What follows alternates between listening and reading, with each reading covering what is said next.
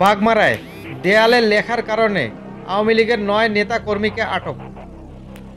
রাজশাহীর বাগমারায় রাতের বেলা দেয়ালে আওয়ামী লীগের স্লোগান লেখার পর পুলিশ তৎপর হয়ে ওঠেন। গতকাল শনিবার রাতে উপজেলায় বিভিন্ন অভিযান চালিয়ে আওয়ামী লীগের, যুবলীগের নেতা কর্মীসহ ৯ জনকে আটক করেছে পুলিশ।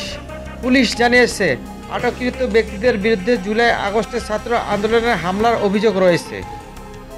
গত বৃহস্পতিবার রাতে বাগমারা উপজেলা সদরসহ আশপাশের এলাকায় দেয়ালে দেয়ালে ও বিএনপি নেতাদের প্রতিষ্ঠানের দেয়ালে হঠাৎ আওয়ামী লীগের স্লোগান লেখা হয়। গত শুক্রবার সকাল থেকে লেখাগুলো নজরে আসে। এরপর বিএনপি ও যুবদল এই ঘটনায় জড়িত আওয়ামী লীগের নেতা কর্মীদের গ্রেফতারের দাবিতে গত 2 দিন মিছিল সমাবেশ করেছেন। গতকাল রাতে পুলিশের একটি দল উপজেলার ঝিকরা ইউনিয়নের মদাখালী বাজারে অভিযান